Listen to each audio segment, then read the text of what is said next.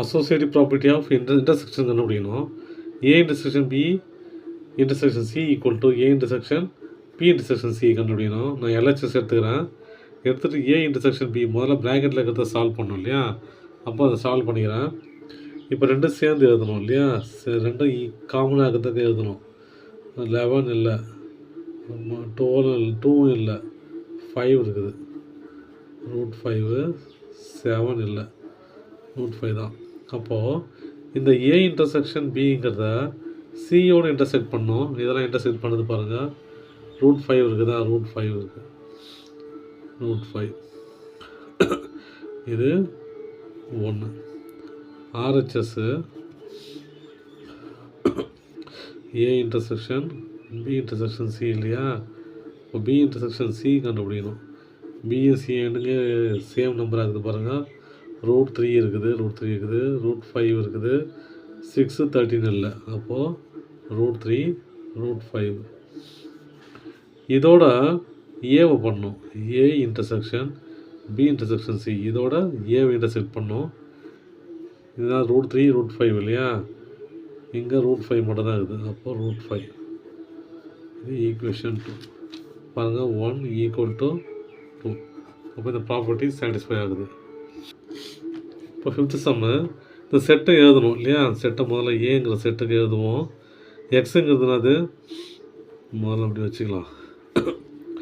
எக்ஸுங்கிறதுனாது 2 power n, அப்புறம் n belongs to whole number, n less then 4. Whole numbers இதில் ஆரம்பிக்கும், 0 ஆரம்பிக்கும் இல்லையா. அப்போ n ஈக்குவல் டு 0, 1, 2, 3, 4க்குள்ள. இந்த பக்கம் பிங்கிற செட் எப்படி இருக்குது பாருங்கள்.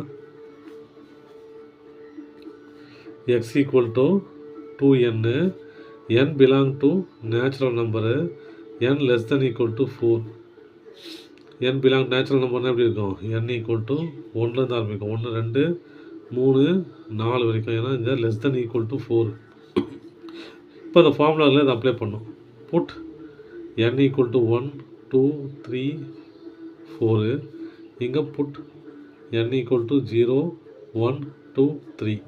இப்போ பாருங்கள் X equal to 2 power 0, anything power 0 1. X equal to 2 power 1 2, X equal to 2 power 2 4, X equal to 2 power 3 8. இங்கே தான் எக்ஸ் ஈக்குவல் டு முதல்ல 1 போடணும். 2 × 1 2, X equal to 2 × 2 4, X equal to 2 × 3 8, X equal to 2 × 4 2 × 3 6, sorry இது 8. அப்போ இந்த set எப்படி இருக்குது பாருங்கள்.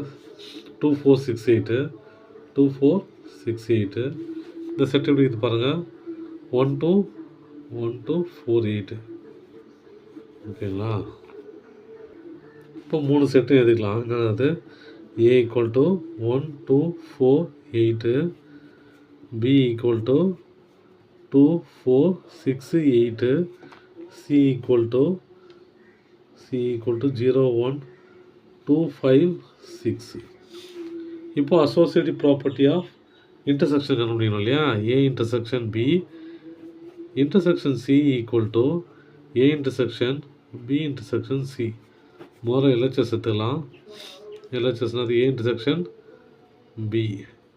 ஏ பிஎஸ் இன்டர்செக்ட் பண்ணால் 2 4 8, 2 4 8 சேமாக இருக்குது. 2 4 8.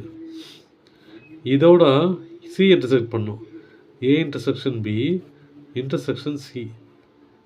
சி இன்டர்செக்ஷன் பண்ணால் இதோட சி இன்டர்செக்ஷன் பண்ணால் என்ன வருது பாருங்கள். 2 மட்டும் தான் வருது, 4 8 இல்லை. அப்போ 2. ஆர்ஹெச்எஸ் என்னது, A intersection B intersection C. முதல்ல பிஏ இருக்கிறத க்ளோஸ் பண்ணோம் இல்லையா. அப்போ பிஏ மட்டும் ப்ராக்கெட்டில் இருக்கிறத க்ளோஸ் பண்ணோம். பி இன்டர்செக்ஷன் சிங்கிறது என்னன்னு பாருங்கள். பி இன்டர்செக்ஷன் சி 2 இது காமன் டேர்ம்னா பாருங்கள். 2 6 2, 6. இதை பி இன்டர்செக்ஷன் சியை ஏவோட இன்டர்செக்ட் பண்ணோம். அப்போது A intersection B intersection C equal to இதை எடுத்து இதை இன்டர்செக்ட் பண்ணணும். பாருங்கள் ரெண்டுத்தையும் 2 தான் காமன் ஆகுது இல்லையா? அப்போது 2 மட்டும்தான். ஈக்குவேஷன் 2 இது ஈக்குவேஷன் 1.